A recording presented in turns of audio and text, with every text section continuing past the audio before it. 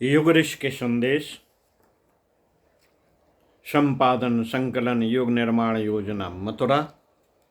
पुस्तक से परम पूज्य गुरुदेव वेद मूर्ति तपोनिष्ठ युग ऋषि पंडित श्री राम शर्मा आचार्य जी के अध्याय 1 से विषय परिवर्तन की घड़ियां आ रही हैं। युग ऋषि की भविष्यवाणी आपको मैं अपनी आवाज में पढ़कर सुनाता हूं। आइए सुनते हैं। मित्रों, प्रजातंत्र के नाम पर चलने वाली धांधली में कटौती होगी। वोट उपयुक्त व्यक्ति ही दे सकेंगे। अफसरों के स्थान पर पंचायतें शासन संभालेंगी और जन सहयोग से ऐसे प्रयास चल पड़ेंगे जिनकी की इन दिनों सरकार पर निर्भरता रहती है। नया नेतृत्व उभरेगा। इन दिनों धर्म क्षेत्र के और राजनीति के लोग ही समाज का नेतृत्व करते हैं। अगले दिनों मनुष्यों की एक नई बिरादरी का उदय होगा जो देश, जाति, वर्ग आदि के नाम पर विभाजित वर्तमान समुदाय को विश्व नागरिक स्तर की मान्यता अपनाने, विश्व परिवार बनाकर रहने के लिए सहमत करेंगे। तब विग्रह नहीं, हर किसी पर सृजन और सहकार सवार होगा।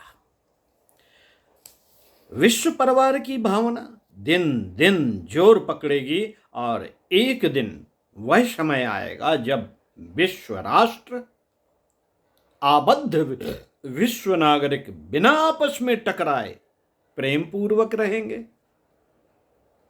मिलजुल कर आगे बढ़ेंगे और वे परिस्थितियां उत्पन्न करेंगे जिन्हें पुरातन सतयुग के समतुल्य कहा जा सके।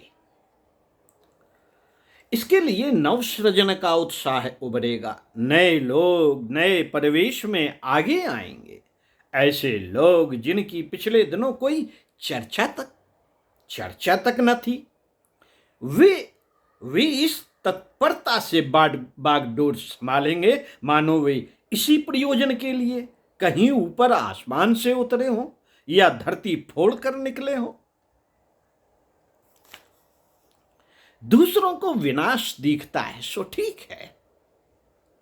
परिस्थितियों का जायजा लेकर निष्कर्ष निकालने वाली बुद्धि को भी झुटलाया नहीं जा सकता। विनाश की भविष्यवाणियों में सत्य भी है और तथ्य भी, पर हम आभास और विश्वास को क्या कहें जो कहता है कि समय बदलेगा।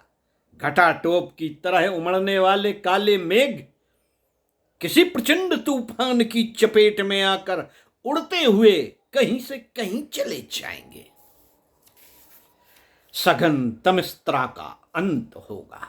ऊषा काल के साथ उभरता हुआ अरुणोदय अपनी प्रखरता का परिचय देगा। जिन्हें तमस्त्रा चिरस्थायी लगती हो वे अपने ढंग से सोचें, पर हमारा दिव्य दर्शन उज्जवल भविष्य की झांकी करता है।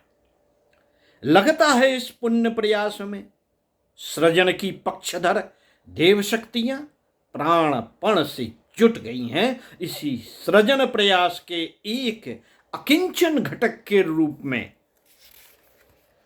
हमें भी कुछ कारगर अनुदान प्रस्तुत करने का अवसर मिल रहा है। इस सुयोग्य सौभाग्य पर हमें अतीव संतोष है और असाधारण आनंद। अखंड ज्योति, जून 1984, पृष्ठ 18। ओम शांति।